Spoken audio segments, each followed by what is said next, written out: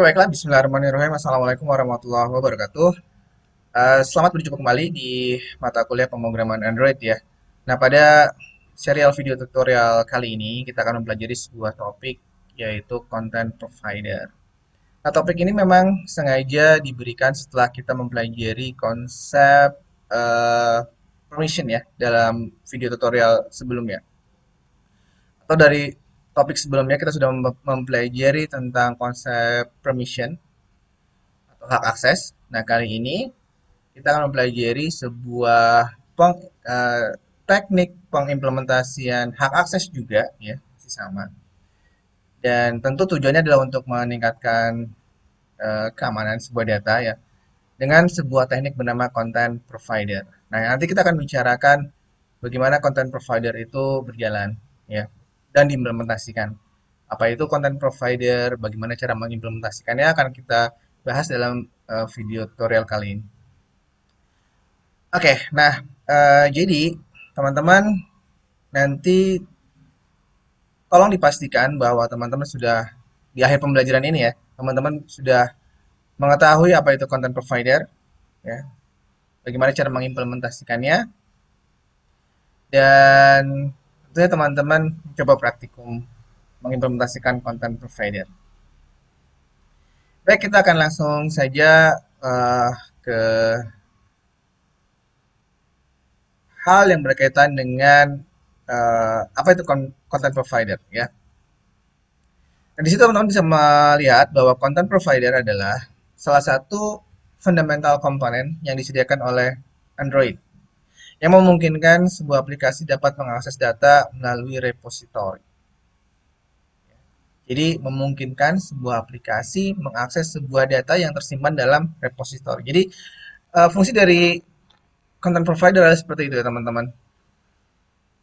Memberikan sebuah cara agar aplikasi bisa mengakses data dalam sebuah media penyimpanan atau repository. Nanti kita akan lihat aplikasi seperti repository seperti apa yang dimaksud ya. Jadi di sini content provider akan bertindak layaknya sebuah wrapper atau pembungkus atau kontainer yang membungkus sebuah arsitektur database melalui sebagai contoh misalkan melalui SQLite Open Helper gitu ya. Nah, jadi intinya dengan menggunakan content provider, ya, sebuah data, sebuah representasi data itu akan dibungkus, akan di wrapping sehingga dia seolah-olah terisolasi. Terisolasi, tidak ada aplikasi yang dapat mengaksesnya. Kecuali aplikasi memiliki yang telah diberikan hak akses tentunya. Nah, content provider memungkinkan sebuah data yang bersifat private dapat diakses oleh aplikasi lain yang tentunya yang memiliki hak akses. Jadi kita bisa anggap seperti ini teman-teman. Ada dua buah aplikasi. Aplikasi pertama adalah aplikasi yang memiliki data. Sebagai contoh saya langsung buat memberikan contohnya saja ya. Sebagai contoh di handphone kita kita memiliki aplikasi kontak. Di kontak itu ada nama dan nomor handphone dan lain sebagainya. Ya. Nah, lalu ada aplikasi yang lain yaitu misalkan WhatsApp. WhatsApp bisa mengakses data yang sebetulnya data itu bukan milik WhatsApp ya, tapi milik aplikasi kontak. Tapi WhatsApp bisa mengkonsumnya.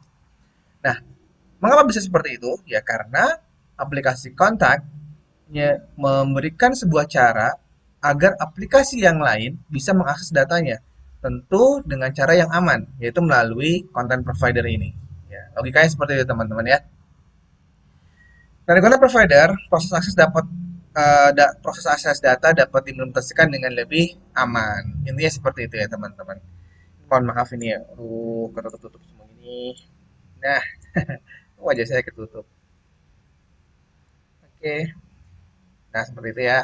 Jadi intinya content provider adalah sebuah teknik di Android yang memungkinkan aplikasi yang berbeda bisa sharing data walaupun data itu awalnya bersifat private. Jadi hanya aplikasi-aplikasi tertentu saja yang nantinya diperbolehkan.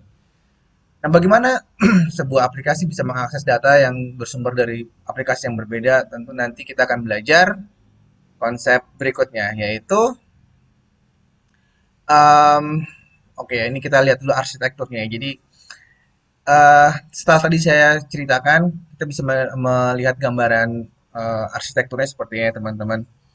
Nah, anggaplah kita memiliki sebuah aplikasi di sini.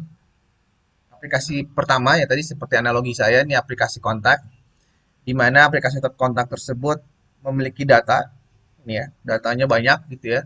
Ada data nama, nomor handphone, nama orang dan sebagainya.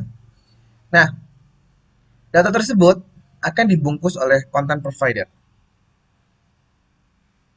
Content provider di sinilah nanti akan kita implementasikan query data, menyimpan data, insert, update, delete, dan sebagainya. Nah, nanti kita membutuhkan sebuah kelas bernama content resolver. Ya, jadi teman-teman ada satu buah kelas lagi bernama content resolver. Ketika kita ingin mengimplementasikan content provider, sekali lagi kita butuh kelas bernama content resolver. Karena content resolver inilah yang akan mengakses content provider. Ya, seperti teman-teman lihat di arsitektur ini. Content resolver mengakses content provider yang membungkus data. Dan nanti aplikasi yang lain yang teman-teman bisa lihat di sebelah kanannya itu ada aplikasi yang lain yang ingin mengakses data tersebut. Aplikasinya nggak mesti harus satu, bisa aplikasi yang berlainan. Aplikasi ini bisa mengakses jika aplikasi-aplikasi tersebut memiliki otoritas, authority, ataupun permission untuk mengakses data tersebut. Melalui apa? Nah, ini kita akan lihat ya, melalui konten URI. Ya, jadi kita akan mengimplementasikan bagaimana sebuah aplikasi itu bisa mengakses sebuah data ketika aplikasi itu sudah memiliki konten URI atau permission. Konten URI ini adalah sebuah alamat, adalah prefix yang merepresentasikan sebuah alamat yang disediakan oleh content provider agar aplikasi lain dapat mengakses layanan data yang disediakan oleh content provider. Berarti gini ya teman-teman, misalkan kita saya mempunyai sebuah gudang data yang beralamatkan di Cirebon, Jalan Melati nomor 32 gitu ya.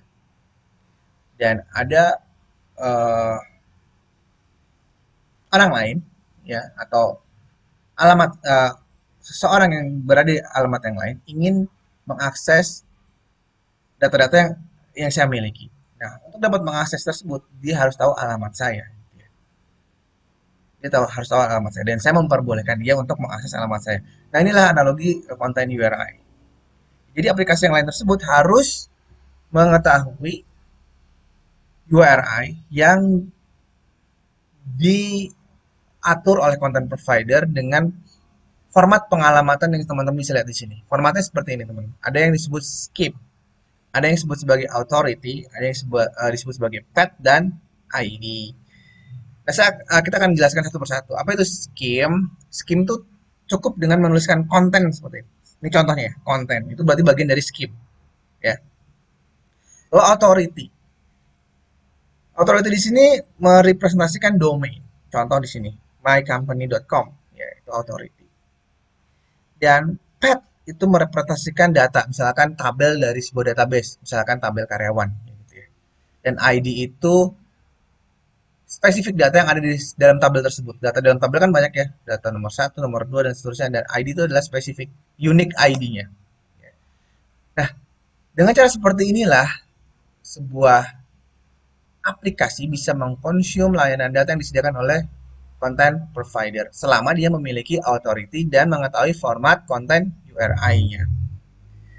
Oke, itu ya teman-teman gambaran singkat dari content provider. Nah, kita akan lanjutkan bagaimana kita bisa mengimplementasikan content provider dalam video tutorial berikutnya. Contohnya langsung praktikum ya. Oke, uh, mungkin seperti itu yang bisa saya sampaikan. Mudah-mudahan dapat dipahami. Sampai jumpa kembali di serial video tutorial berikutnya. Kita akan implementasikan melalui sesi praktikum bagaimana cara membuat konten provider. Oke, selamat berjumpa kembali. Wassalamualaikum warahmatullahi wabarakatuh.